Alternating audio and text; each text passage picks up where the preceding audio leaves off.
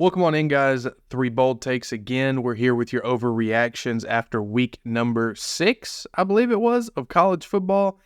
We have a spicy one for you today, ladies and gentlemen. Again, we will have 3 separate parts with 3 different overreactions. No guests today because simply we're just recording too many videos tonight for it to work logistically.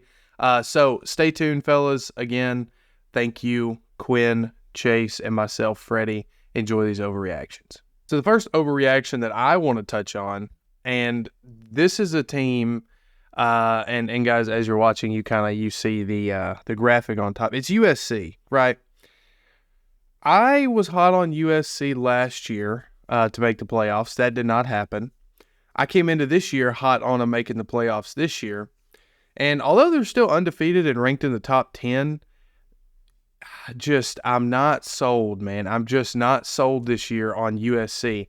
On Saturday, October 7th, they took 3 overtimes to beat an Arizona school that was 1-4 at the time. They were actually down 17-0 in that game in the first 15 minutes of the ball game. So, as you can see, there was a lot of offense that kind of happened toward the end, and that's kind of what I want to touch on is USC has a good offense, right? Caleb Williams, reigning Heisman Trophy winner, but their defense is just historically bad. And I have some statistics to back that up. And I know some of you watching or listening or whatever may be like, well, okay, let's pump the brakes on the historically bad. No, I'm not going to do that, okay? Lincoln Riley, even going back to Oklahoma, has never had a good defense, ever. It's always been very bad. And even if they make the playoffs like they did in, 2017, they got beat in the first round by Georgia. That's just that's how it is when you don't have a defense, right? So quick little notes here. I want to do something with you guys. What do you guys think USC is ranked in the country in total defense out of 130 FBS teams? Whoever wants to I'm go gonna say first. probably about. I'll say probably about 93rd, 94th. 108. 108. Wow, Chase, you're very close. It's 109th in the country in total defense. Now, when you break that down, it gets even worse in a couple of categories. Passing defense, 113th out of 130 teams. Red zone defense, 120 out of 130. Very bad. Scoring defense, they're 76, and rushing defense, 89th. Now, they have the number 1 scoring offense in the country. We know this. They're averaging 50 points a game. Fantastic. But when you give up 41 points to Arizona and 41 to Colorado, now that's no shot at Colorado by any stretch of the imagination, but Oregon showed what Colorado is on offense, right? Oregon is the far superior team in the Pac-12. I'd put them even above Washington right now, and we can kind of get to that later. But my overreaction is that USC just is not – they're not good enough. They're not built to compete in the Pac-12 this year, and they are definitely not built to compete in the Big Ten next year and the years thereafter. So Lincoln Riley has got to step up on the defensive side of the ball if they want to have any success moving forward, including, last year, a loss in the Cotton Bowl to Tulane. So not a very good look for Lincoln Riley so far in USC. But, fellas, I want to hear you guys' thoughts on USC and just what do you think their ceiling is moving forward? Chase. So you want me to take it? Go ahead, Quinn. Okay. For me, with USC preseason, and Freddie, I'm assuming you're a lot like me here. I'm not shocked that their stats have gotten as bad as they've gotten. I expected them to be a slightly better, but not drastically better. We're talking about Lincoln Riley football. They try to force turnovers to be good at defense. That's what they try to do. And last year they were very, very good at it. And it was what was helping them win a lot of games. This year they're not replicating that success, at least to this point. Offensively, they're as good as you expected them to be. I think the thing that's hurting USC more for me is their defense is underperforming this season. But more so than that, I think, and Freddie, you touched on this, I didn't anticipate Oregon being as good as they've looked up to this point. I think Bo Nix is playing at a really high level. I think this is an interesting thing to look at talking on Oregon, and I don't want to go too far off track. Bo Nix is a transfer quarterback who doesn't like his chances in the pros and is staying for a fifth year, and he's really good as a fifth-year college quarterback making NIL money. This is an interesting change I want to watch in college football going forward. Is situations like this. But their defense has also come along really good. And I think that hurt USC more than anything for me. I still like them in most of their games they're going to play in the Pac-12. But Utah, because of their defense, if Cam Rising comes back and is playing good, Washington and Oregon all pose bigger threats to USC this year. I think Oregon handles those threats better. So I think Oregon is hurting USC more than USC, in my opinion. And you mentioned that they have a great offense. I don't think USC actually has a great offense. I think USC has a great Caleb Williams. And I think Williams does an exceptional job at quarter. It's kind of like Bryce Young in the Alabama offense when before he got drafted. Bill O'Brien, terrible at scheming up stuff, terrible at getting, his playmakers the ball. But Bryce Young kind of shrouded all of that. You didn't really see all of that until Bryce Young went down with injury. You had other quarterbacks come in and things weren't moving as smoothly. I think without Caleb Williams or without an elite quarterback, I don't think Lincoln Riley is as good as he is as a head coach.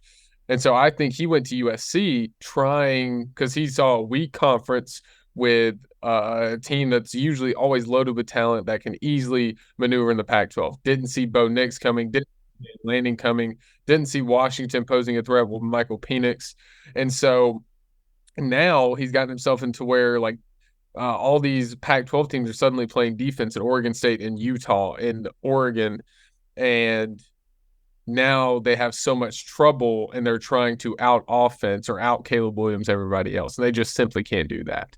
And again, Caleb Williams is exceptional. He's absolutely he is the best quarterback in college football right now. But you can't win games on the shoulders of one guy. You're going to slip up eventually. And right now, they haven't played anybody. They haven't played the Oregon, the Washington yet that's going to truly test who they are. And honestly, the way it looks right now and the struggle win after Arizona, I'm noticing more of maybe an Oregon-Colorado game for the Oregon-USC game if that comes up. And I think USC could easily get really behind in that game to the Oregon defense. With the way that they've played. Maybe they're playing down the competition. Maybe that's something that we'll notice when they play somebody big. But right now, it just looks very mediocre. Well, I would completely disagree on your take about their offense to begin with. It's not just that they're number one in scoring offense. They're number 3 in passing and number 4 in overall that takes in every category possible. So, obviously, they're according to the statistics. I know that advanced statistics don't tell it all, but it's a very good indicator when you're 6 games in on how good either side of the ball is for a team. But the thing for USC, and you guys hit on it, they've got Notre Dame this coming week. They got to travel to Notre Dame. They play Utah, Washington, and Oregon, and UCLA. So, I mean, I'm not ready to throw in the towel when it comes to USC making the Pac-12 championship game, but when you have to play Washington and Oregon in back-to-back weeks and then finish the season with UCLA, there's a chance there's 2 losses there. There really is. I'll say this. I think their offense is good enough. They could win all of those games. I think they could even surprise and beat Oregon if they have a good turnover day. But I just don't like their chances. I'm sitting on they're going to lose 2. I think they lose 2 of those hard games.